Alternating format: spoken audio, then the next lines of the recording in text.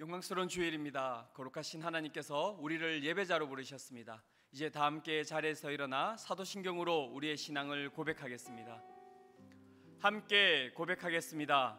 전능하사 천지를 만드신 하나님 아버지를 내가 믿사오며 그 외아들 우리 주 예수 그리스도를 믿사오니 이는 성령으로 잉태하사 동정녀 마리아에게 나시고 본디오 빌라도에게 고난을 받으사 십자가에 못 박혀 죽으시고 장사한 지 사흘 만에 죽은 자 가운데서 다시 살아나시며 하늘에 오르사 전능하신 하나님 우편에 앉아 계시다가 저리로서 산자와 죽은 자를 심판하러 오시리라.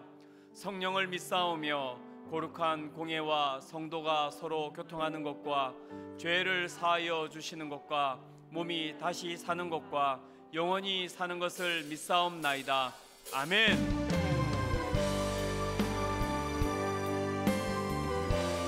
우리의 마음과 정성과 뜻을 다하여 하나님을 찬양하며 나아갑니다. 찬양하며 주님을 예배할 때 하늘 가득한 주의 영광 보리라. 나를 통하여 나의 입술을 인하여 주의 이름 높임을 받으소서. 지금 서 있는 이곳에서 높임을 받으소서. 내가 밟는 땅 주님의 땅이니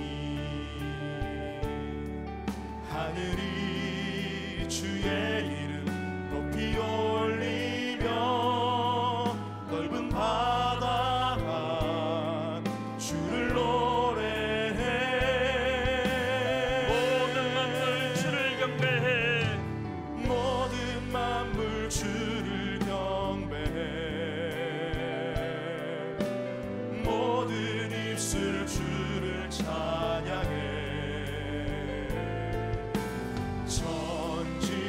만드신 만물의 통치자 높임을 받으소서. 내 평생에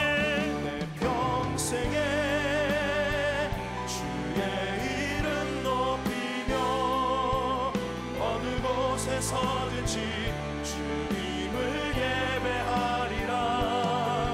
내가 받는 모든 영광이 선포되야 하리. 찬양하며 주님을 예배할 때 하늘 가득한 주의 영광 보리라. 나를 통하여 나의 입술을 인하여 주의 이름 높임을 받으소서. 찬양하며 주님을 예배할 때 하늘 가득한 주의 영광 보리라. 나를 통하여 나의 입술을 인하여 주의 이름 높임을 받으소서. 이곳에 오셔서 이곳에 앉으소서. 이곳에서 드리는 예배를 받으소서. 주님의 이름만이 오직 주의 이름만 이곳에 있습니다. 이곳에 오셔서 이곳에 앉으소서. 이곳에서 드리는 예배를 받으소서.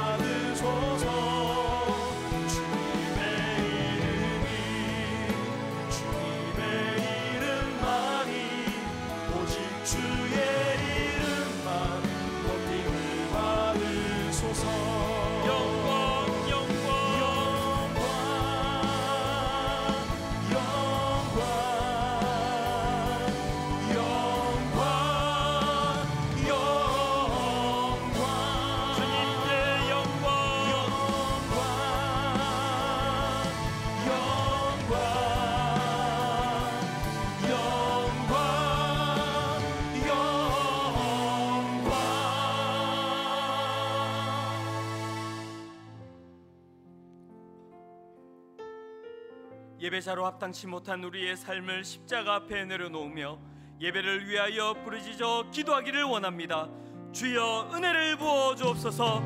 다 같이 합심으로 기도하시겠습니다. 주님, 이 시간 예배를 위하여 기도하며 나아갑니다. 말씀을 따라 살지 못한 우리의 연약함을 용서하시고 예배에 합당한 자로 세워 주시옵소서. 하나님 앞에서 완악한 자의 을 깨닫고 진정한 회개의 눈물을 회복시켜 주시옵소서. 예배를 드리는 장소마다 성령님의 충만한 임재를 허락하여 주시옵소서. 가정과 교회를 위하여 기도하며 나아갑니다. 가정에서 드리는 예배를 통해 가정을 회복시켜 주시옵소서. 하나님께서 주신 꿈들을 이루어가는 교회 되게 하여 주시옵소서. 예배를 통해 큰 은혜를 누리게 하시고 삶으로 살아내게 하여 주시옵소서. 나라를 위하여 기도하며 나아갑니다. 대한민국을 긍휼히 여기사 지혜와 회개의 은총을 부어주시옵소서. 코로나19가 속히 종식되게 하시고 대한민국 전역에 치유와 회복을 주시옵소서. 모든 아픔과 두려움을 씻어주시고 하루 속히 기쁨의 예배를 드리게 하여 주시옵소서. 모든 성도들이 이제 우리 하나님 말씀은 마가복음 3장입니다. 마가복음 3장 1절부터 6절까지 말씀입니다. 오늘도 다 자리에서 일어나셔서 하나님 말씀을 교독해 올리도록 하겠습니다. 마가복음 3장 1절 제가 먼저 있습니다. 예수께서 다시 회당에 들어가시니 한쪽 손 마른 사람이 거기 있는지라. 사람들이 예수를 고발하려 하여 안식일에 그 사람을 고치시는가 주시하고 있거늘 예수께서 손 마른 사람에게 이르시되 한가운데 일어서라 하시고 그들에게 이르시되 안식일에 선을 행하는 것과 악을 행하는 것, 생명을 고하는 것과 죽이는 것 어느 것이 옳으냐 하시니 그들이 잠잠하거늘 그들의 마음이 완악함을 탄식하사 노하심으로 그들을 둘러보시고 그 사람에게 이르시되 내 손을 내밀라 하시니 내 밀매 그 손이 회복되었더라.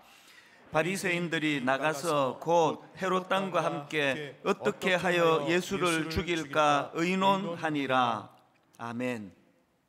자리에 앉으시기를 바랍니다. 서울대 김헌 교수님이 쓴 천년의 수업 이런 제목의 책이 있는데요. 제가 그 책을 읽다가 보니까 그 저자가 고등학생 시절에 만났던 그 화학 선생님 이야기를 언급을 하는데 참 인상적이었습니다. 그 화학 선생님이 이제 수업 첫날에 학생들에게 이런 말씀을 하시는 겁니다. 너희들 이거 꼭 알아둬라. 내가 지금 너희들에게 가르쳐 주는 것들은 너희들이 내 나이쯤 됐을 때는 거의 다 거짓말이 되어 있을 거다. 이게 참 독특한 말씀을 하신 거 아닙니까? 그 어린 고등학생 입장에서는 아니 어떻게 과학이 변할 수가 있단 말인가? 그것도 20년이라는 짧은 시간 안에 이것들이 폐기가 된다니 이게 말이 안 되는 거. 그래서 이제 막 이 아이가 그 선생님 말씀 잘 이해를 못하니까 저런 선생님이 하필 날 가르치는 선생님이 됐나 뭐 이렇게 이제 오해할 정도로 그게 좀 갈등이 됐는데 사실 그 선생님은 깊은 의미를 가지고 하신 말씀 아닙니까?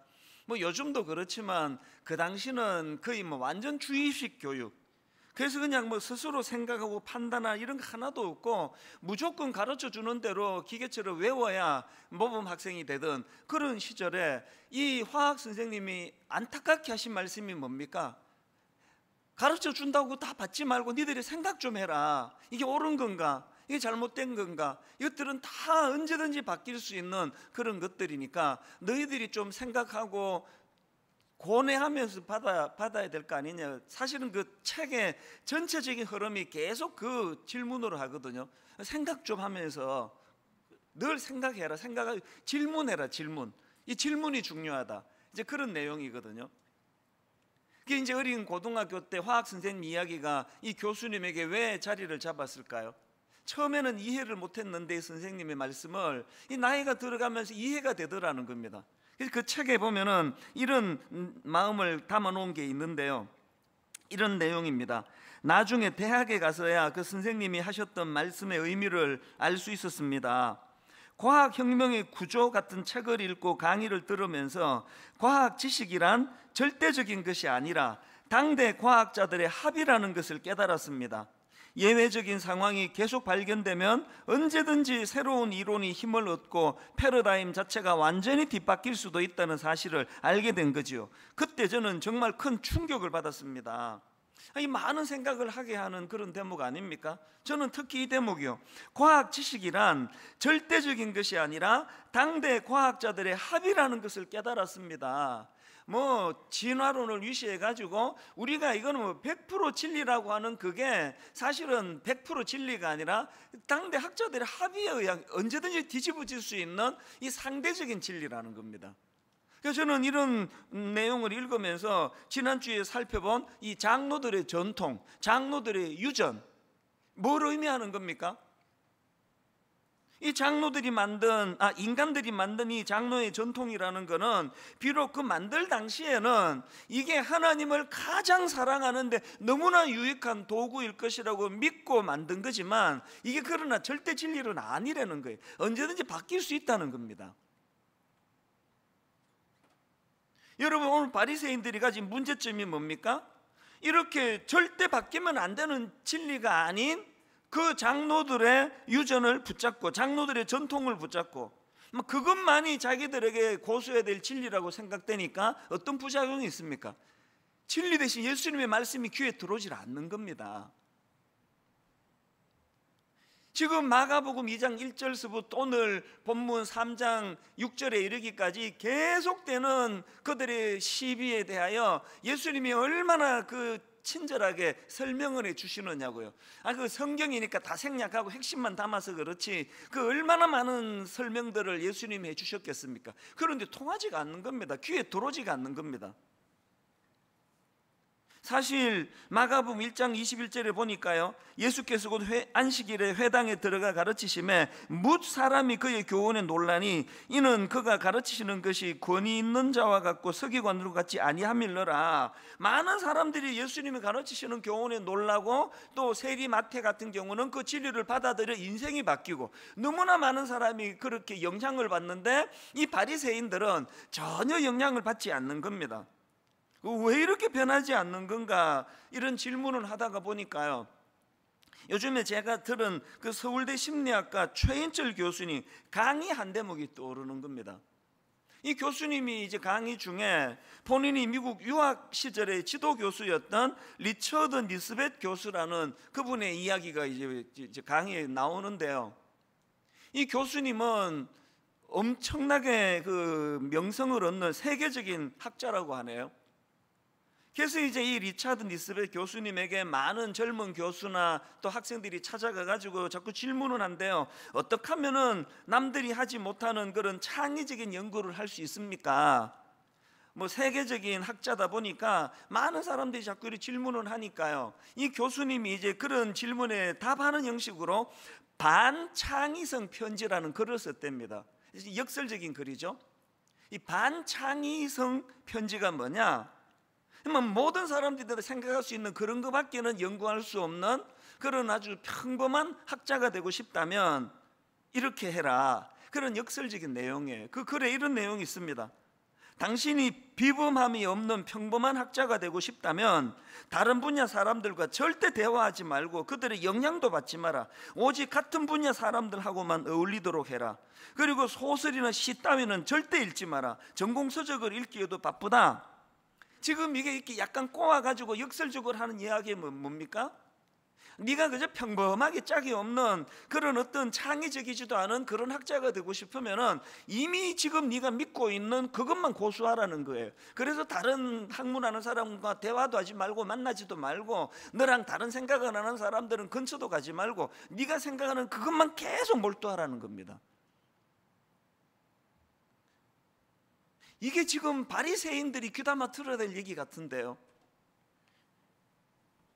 이 절대 진리도 아닌 그거 하나 붙잡고는 오직 이제 이거 하나만 자기 인생의 진리로 삼으니까 다 마음의 문을 닫고 사니까 예수님의 말씀이 들어오지가 않는 겁니다.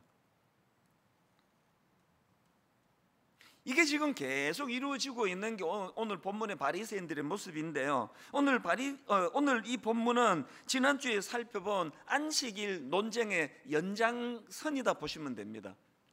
지난주에는 마가복음 2장 끝부분에서 예수님의 제자들이 배가 고파가지고 이삭을 잘라 먹는 걸 가지고 시비를 걸었는데요, 이제 3장으로 들어와서 오늘은 예수님이 안식일에 그 손 마른 장애인을 고쳐주시니까 이걸 가지고 또 시비를 거는 거예요. 왜 안식일에 일하느냐, 그거 아닙니까?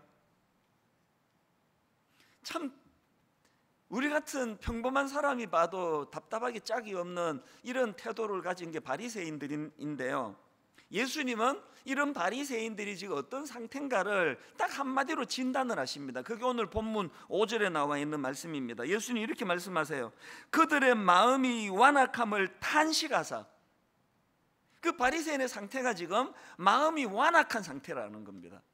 이 완악함, 이 단어는 헬라어로 포로시스라는 단어인데요, 이 포로시스는 마음의 딱딱함, 또 고집스러움, 이런 것을 나타내는 단어라고 합니다.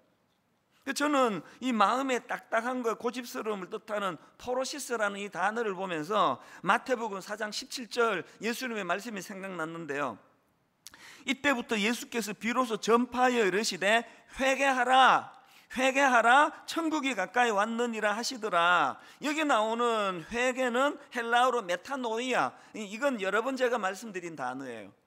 이 회개를 뜻하는 메타노이아는요, 이거는 그 사람의 생각이 변화되는 겁니다.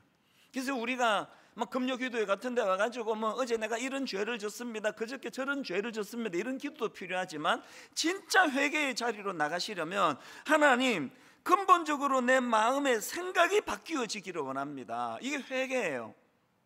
너무나 우리는 태어날 때부터 이 악한 세상의 영향력 아래 있다가 보니까 생각이 하나님의 쪽으로 흐르지를 않고 이 세상 쪽으로 흘러 있는데, 회개가 뭐냐? 이 세상의 영향을 받는 내 생각이 유턴해 가지고 하나님의 생각으로 맞추어져 가는 게 회개예요. 이런 점에서 저는 에스겔 36장 26절 또 새 영을 너희에게 두고 새 마음을 너희에게 주되 너희 육신에서 굳은 마음을 제거하고 부드러운 마음을 줄 것이며, 또 에스겔 11장 19절 내가 그들에게 한 마음을 주고 그 속에 새 영을 주며 그 몸에서 돌 같은 마음을 제거하고 살처럼 부드러운 마음을 주어. 여러분, 회개가 뭡니까? 이런 주님의 말씀을 수용하는 거예요. 나도 모르게 내 안에 돌같이 굳은 마음이 있는 것을 인정합니다. 내 육신의 이런 부드러운 마음으로 주님께서 회복시켜 주시기 원합니다. 이게 회개기도, 회개기도. 오늘 본문에 바리새인들이 해야 되는 게 이런 이 굳어진 마음을 녹여서 예수님의 말씀이 자연스럽게 스며들도록, 예수님의 비유 중에 그 씨 뿌리는 비유, 그 부드러운 밭에 씨가 잘 자라 열매를 맺는다는 말씀을 주시지 않습니까? 그래서 하나님, 우리 안에 이 부드러운 마음을 주시기 원합니다. 제가 오늘 설교 제목을 경직을 넘어 감동을 주는 인생으로 이렇게 잡은 이유도 여기에 있습니다. 경직이 풀려야 감동을 주는 인생이 되는 겁니다. 여러분, 뭐 그렇게 막 신학적으로 깊이 있게 안 봐도요, 지금 계속 나오는 바리새인들이 뭐 그렇게 감동스럽지는 않잖아요. 막 너무 감동이 되세요? 아이, 뭐 뭔지는 모르겠는데 막 이런 인간은 가까이 하면 막 피곤해, 막 그런 느낌이 확 드실 텐데요. 우리가 경직을 풀고 이 감동이 되는 그런 인생이 되면 좋겠다, 감동을 주는 인생이 되면 좋겠다. 그래서 저는 오늘 본문에서 발견되는 몇 가지 기도 제목을 이제 올 여름에 저와 여러분이 함께 나누었으면 하는 마음으로 이제 오늘 본문을 제가 삼았는데, 자, 경직을 넘어 감동을 주는 인생이 되기 위해서는 첫 번째 기도 제목이 필요합니다. 그게 뭐냐? 생명을 살리는 예수님을 닮게 해주시기 원합니다. 이 기도가 필요합니다. 지금 오늘 본문에서 대립하고 있는 예수님과 바리새인 이 구도를요, 여러 각도로 조명해 볼 수 있는데, 저는 4절에 나오는 예수님의 말씀으로 이 구분점을 만들 수 있다고 생각을 합니다. 4절을 보십시오. 그들에게 이르시되 안식일에 선을 행하는 것과 악을 행하는 것, 생명을 구하는 것과 죽이는 것, 어느 것이 옳으냐 하시니. 지금 여러분이 예수님과 바리새인의 이 구도를 어떻게 분류할 수가 있다고요? 생명을 살리는 쪽, 생명을 죽이는 쪽, 이렇게 나눌 수 있다는 겁니다. 그런 관점으로 보니까요, 예수님은 지금 논쟁이 시작되는 2장 1절에서부터 여러분 몇 주 전에 우리가 살펴보지 않았습니까? 중풍병자를 고치는 것으로 이 논쟁이 시작이 되고요, 이 논쟁의 마지막 기록이 3장 6절에서는 3장 1절부터 6절까지에서는 그 한쪽 손 마른 사람의 장애인을 고쳐주는 것으로 말씀이 마무리가 되고 있다는 겁니다. 그런데 여기에 반해가지고 바리새인들은 뭐라고 옳은 소리를 해대도 결국은 그들의 맨 마지막의 결론은 3장 6절입니다. 바리새인들이 나가서 곧 헤롯 왕과 함께 어떻게 하여 예수를 죽일까 의논하니라. 아니, 결론이 예수를 죽일까 의논하니라로 맺어지는데 그 앞에 좋은 말들이 뭐 장로의 유전이 뭐 장로의 전통이 뭐 아무리 대단한들 무슨 소용이 있느냐고요. 오늘 여러분이 무슨 신앙 행위를 하고 무슨 종교 행위를 하고 오늘 분당 우리가 무슨 미사역으로 교회 이름을 떠들어댄다 하더라도 이 교회가 생명을 살리는 교회냐 죽이는 교회냐. 예전에 보면은 너무나 난폭한 교회들이 많았잖아요. 단임 목사 섬기지 않으면 저주를 받는다는 식으로. 뭐 아무리 뭐 교리를 갖다 대고 설교 잘하고 뭐 잘해도 결론이 그런 마인드를 가진 교회라면 그건 병들고 절대로 근처도 가면 안 되는 교회 아닙니까? 우리가 뭐 내뱉는 말이 얼마나 대단한 말이냐가 중요한 게 아니라 결론만 보면 알아요. 예수 믿는 여러분 때문에 주변 사람이 살아나고 있습니까? 예수 믿는 여러분이 가면은 막 시시비비는 잘 가리는데 막 여러분만 나타났다 하면은 분쟁이 일어나고 막 거기는 싸움이 일어나고 아무것도 아닌 일 가지고 막 원수 맺고 이런 나쁜 열매가 일어나고 있습니까? 점검하셔야 됩니다. 그리고 기도하셔야 돼요. 주님, 저희도 예수님처럼 생명을 살리는, 사람을 회복시키는 그런 크리스천들이 되게 해주시기 원합니다. 제가 본문을 묵상하다가 참 놀라운 걸 발견했는데요, 지금 예수님하고 바리새인에게 공통점이 하나 있는데 둘 다 분노하고 있다는 겁니다. 오늘 여러분 마음에 분노가 많고 막 분을 잘 내는 분은 엄청 위로가 될 텐데요, 예수님도 분노하셨어요. 사랑하는 분노를 많이 하는 여러분, 중요한 걸 제가 말씀드릴게요. 주님이 화내는 걸 금하신 게 아니에요. 예수님도 분노하시는 장면이 몇 군데 나오지 않습니까? 중요한 건 분노의 결과입니다. 지금 공통점이 예수님과 바리새인이 똑같이 분노했지만 그 결과는 완전히 다릅니다. 자, 먼저 예수님의 분노 5절입니다. 그들의 마음이 완악함을 탄식하사 노하심으로 그들을 둘러보시고. 그랬는데 여러분, 그 주님의 분노의 에너지가 어디로 흘러가느냐? 그 다음 보세요.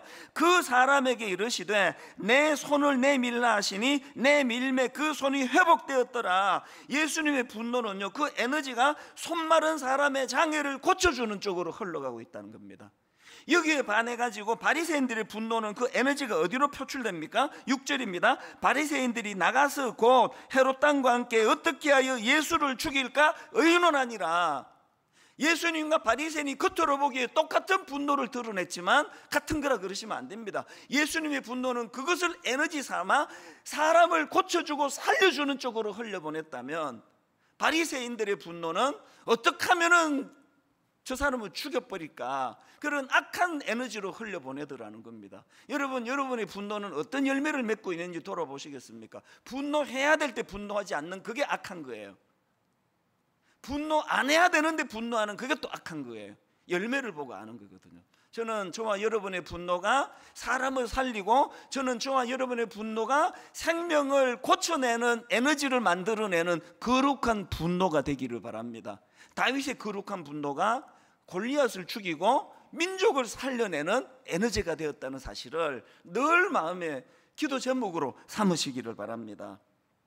그런가 하면 두 번째로요, 우리가 이렇게 경직을 넘어 감동을 주는 인생이 되기 위해 해야 될 기도가 하나 더 있습니다. 비난과 정죄가 난무하는 이 세상과는 좀 다르게 살게 해주시기 원합니다. 이 기도 맨날 해야 돼요.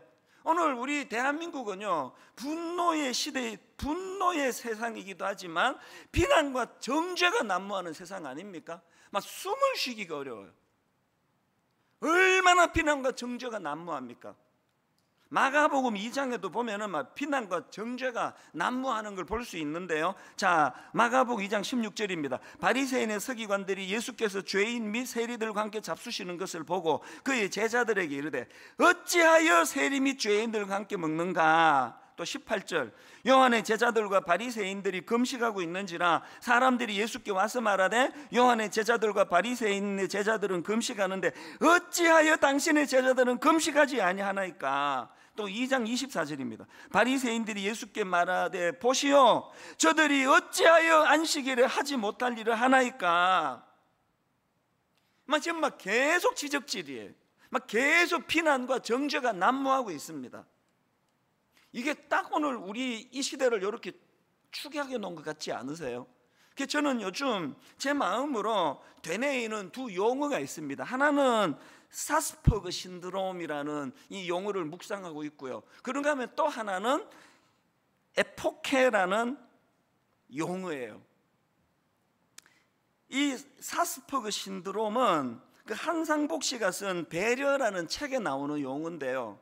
원래 이 용어는 그 아스퍼거 신드롬, 아스퍼거 장애라고 그 타인에 대해 이해하지 못하는 일종의 그 장애를 뜻하는 그런 용어가 이게 아스퍼거 신드롬인데, 여기서 이제 저자가 아스퍼거에다가 이제 사회 이 소셜을 붙여가지고 소셜 아스퍼거를 축약해가지고 합성으로 만든 게 사스퍼거예요. 이 사스퍼그 신드롬이라는 것은 남을 배려할 줄 모르고 나눌 줄 모르고 또 자기 자신에게는 한없이 관대하고 또 타인에 대해서는 무자비할 정도로 그렇게 정죄하는 마음의 태도, 이걸 가지고 이제 사스퍼그라 그럽니다. 그래서 무례한 거예요.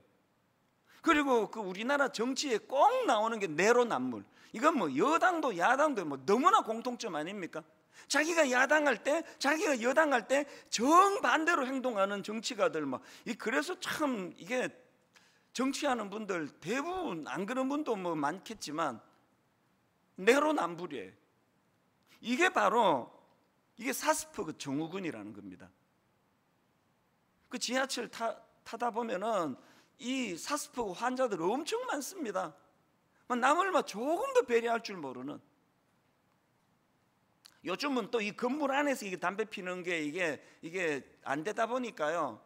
길거리에 그 많은 사람이 지나다니는 데서 담배 연기를 붕붕 품어내는 사람들 보면 이게 사스퍼그 환자예요.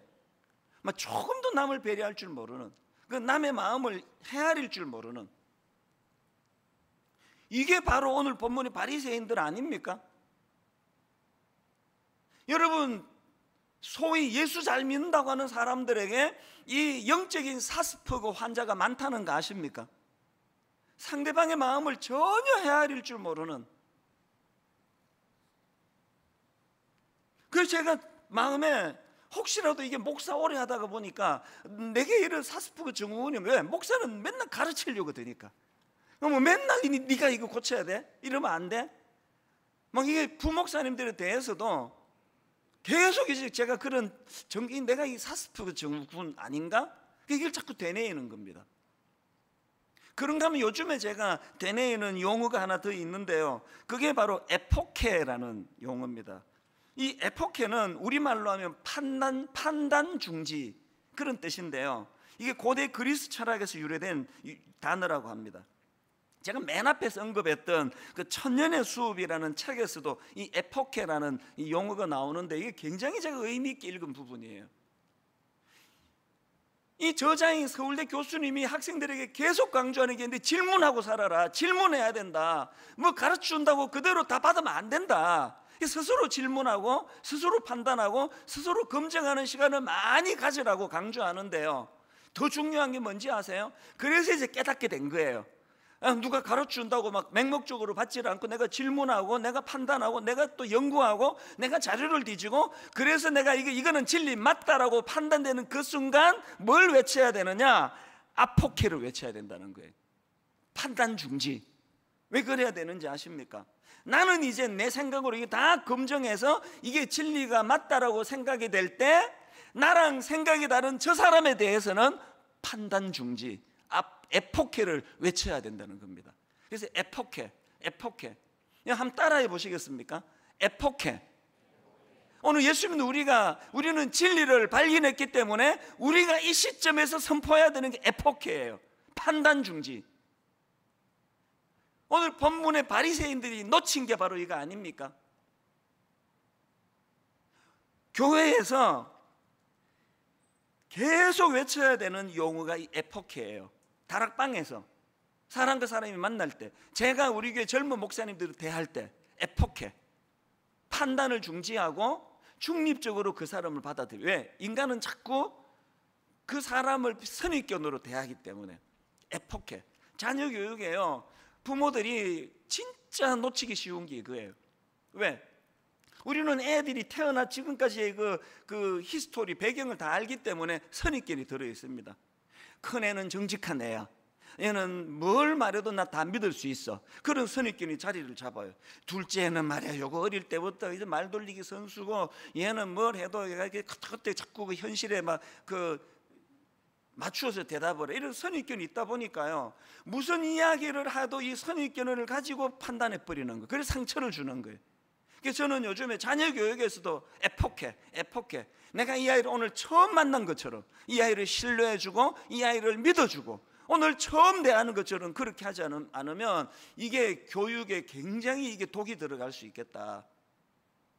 여러분, 오늘 우리가 하나님 앞에 이 비난이 난무하는 이 시대, 정죄가 난무하는 이 시대에 에포케, 아버지 저 판단을 유보하기 원합니다. 판단을 정지하기 원합니다. 아무리 이 사람에 대한 내 판단이 옳다 하더라도 하나님 앞에서 털릴 수 있다는 걸 인정하기 원합니다. 저는요, 한국의 모든 교회가 에포케의 은혜를 받는 순간 교회는 부흥이 될 줄로 믿습니다.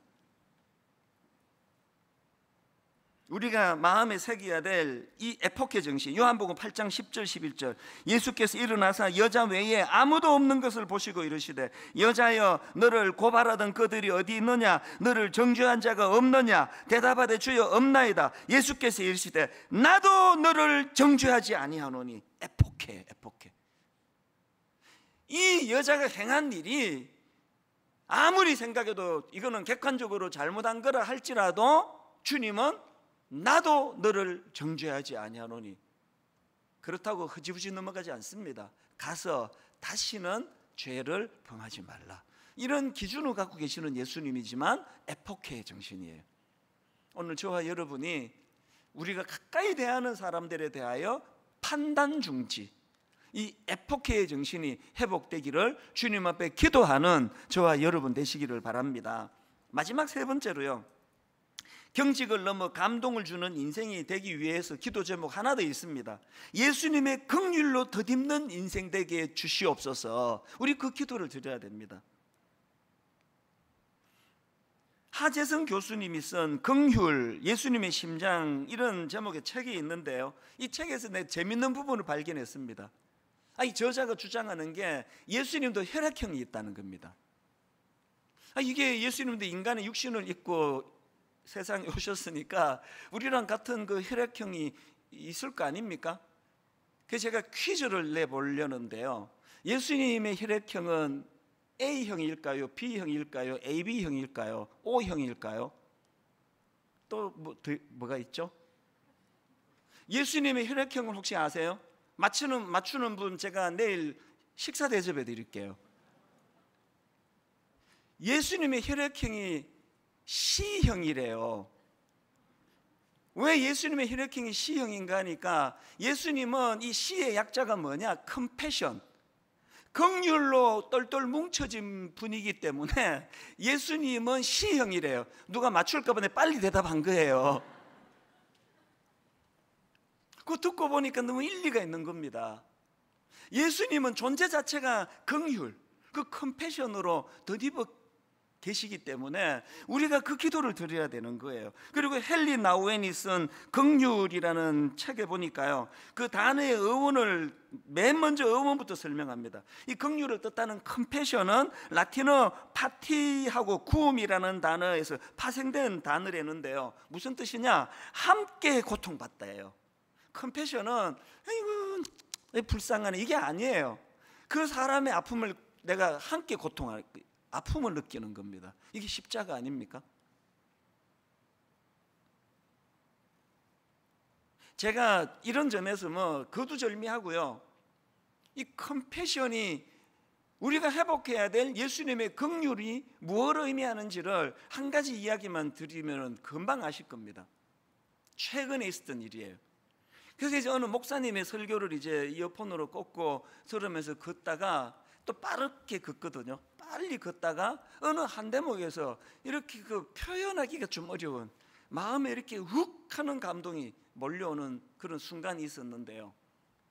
이 목사님이 이제 그 설교를 하시면서 무슨 예화를 드시는가 하니까 이게 미국에서 있었던 일이랍니다. 미국의 그 어느 목사님이 하와이의 교회에 이제 초청을 받았나 봅니다. 이제 뭐 부흥회 같은 거 하러 가셨겠죠. 미국도 시차가 있잖아요. 본토하고 또 이 하와이는 시간차가 많이 나가지고요. 이 목사님이 이제 새벽에 시차 때문에 깬 거예요. 겪어본 다 아시지만요, 시차 때문에 깬 거는 다시 잠들 약이 없습니다.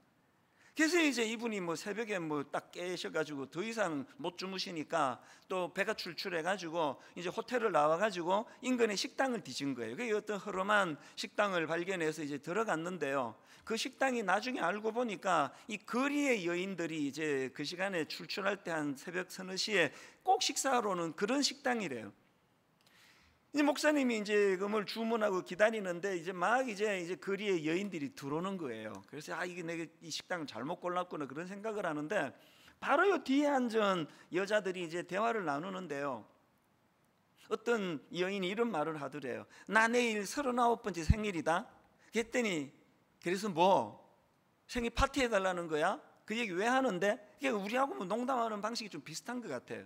그렇게 농담 비슷하게 나누니까 나 내일 39번째 생일이다 이렇게 말했던 그 여인이 뭐라고 말하는가 하니까 뭐 어쩌라고 나보고 우리 보고 뭐 파티해 달라는 거야? 그러니까 이 여자가 하는 말이요, 평생에 한 번도 생일 파티 같은 거 해본 적이 없는데 내 팔자의 생일 파티는 뭐 그냥 생일이라고, 이런 대화를 나눈 겁니다.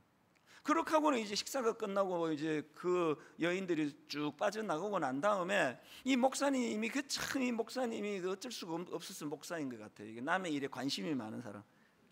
그 식당 주인에게 물었대요. 방금 여기 앉았던 그 한 무리의 여자분들이 여기 단골입니까? 그랬더니 그 식당 주인이 하는 말이요, 네, 매일 새벽에 이 시간이면 와서 식사를 하고 가는 그 사람들이에요. 그래서 이제 목사님이 방금 제가 여기 내일 39번째 생일을 만든다는 여자분의 이야기를 제가 들었는데요, 혹시 제가 내일 이분 생일 파티를 열어줘도 되겠습니까? 모든 비용을 제가 감당하겠습니다. 그랬더니요, 그 식당 주인이 너무 고마워하죠. 그러면 너무 좋죠. 그래서 제가 내일 1시간 일찍 와서 이제 좀 정리도 하고 그렇게 파티를 하도록 하고 뭐 이렇게 이제 이야기를 다 나눈 겁니다. 그리고는 그 다음 날 이제 2시 반에 이 목사님이 그 식당을 갔더니요, 이 식당 주인이 흥분을 해가지고 동네 길거리 여자를 다 부른 거예요. 막 바글바글 막 북적북적거리고 이미 막 그 생일 축하한다는 것도 써붙이고 막 그냥 파티 분위기가 됐더래요. 그렇게 하고 3시 반이 됐습니다. 준비가 다 끝난 다음에 그 주인공 팀이 들어온 겁니다. 깜짝 놀란 거예요. 그래서 이제 미국에서는 그 서프라이즈 뭐 이런 서프라이즈 파티를 하지 않습니까? 그 파티가 진행되는 그 과정에서 이 여인이 막 엄청 우는 거예요. 얼마나 감동을 받았습니까? 그리고는 이제 생일 케이크에 초를 꽂고 이제 이거를 불고 이거 잘라야 되는데요, 이 케이크를 자르는 그 시간에 그 생일 맞은 여자분이 뭐라고 부탁을 하는가 하니까 이거 자르지 않고 저 집에 갖고 가면 안 되겠습니까? 평생에 처음 받아보는 생일 축하 케이크이기 때문에 내가 이거를 기념해서 좀 보관하고 싶습니다. 그건 눈물 나는 이야기 아닙니까? 그렇게 하라고 당연히. 그렇게 하고는 이 목사님이 이제 내가 이분하고 여러분 위해서 한번 기도해 드려도 좋겠습니까? 그러고는 이제 간절하게 축복 기도를 해준 거예요. 그렇게 기도가 끝나고 났는데요, 식당 주인이 이렇게 말하더래요. 아니 당신 나한테 목사란 얘기 안 하지 않았어. 당신 어느 교회 목사요?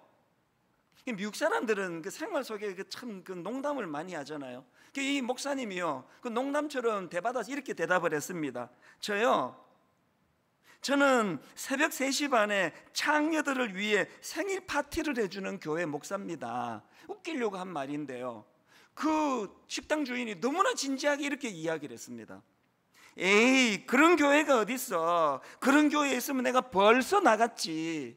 제가 만보 빠른 걸음으로 걸으면서 이 설교를 듣다가요, 마음이 멈칫해졌어요. 이 한마디에, 에이, 그런 교회가 어딨어. 그런 교회에 있으면 내가 벌써 나갔지.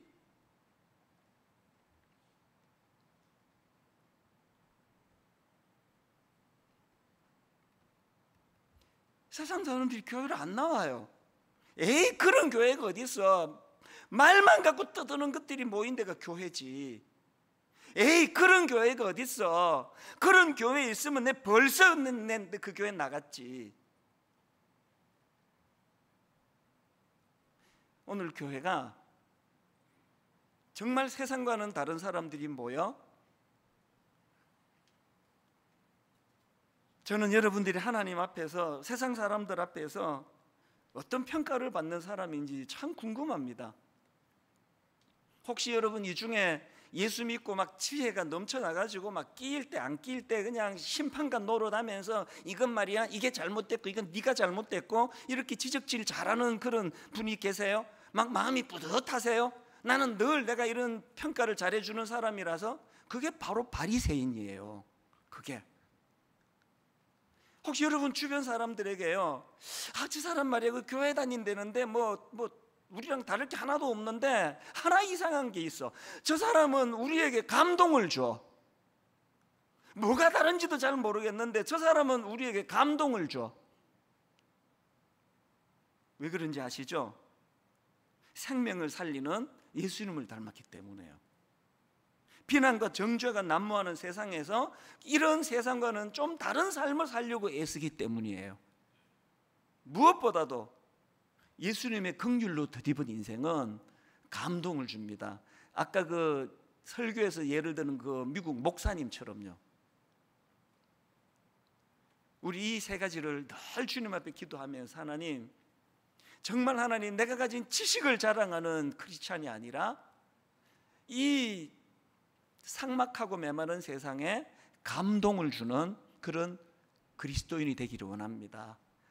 우리 주 예수 그리스도의 은혜와 하나님 아버지의 다함없는 사랑과 성령님의 감동, 감화와 위로, 교통, 충만하심의 역사가 돌같이 굳은 내 마음을 주님 앞에 회개하며 올려드리고, 그것들을 녹여주시는 그 은혜를 경험하며 감격하며 뜨거운 마음으로 내 주변 사람들에게 비난과 정죄가 난무하는 이 시대에 그리스도의 긍휼함을 전하는 참 감동이 있는 그리스도인으로 살아가겠노라고 다짐하며 기뻐 예배하는 모든 주의 자녀들 머리 위에 지금부터 영원토록 함께 하시기를 간절히 축원하옵나이다.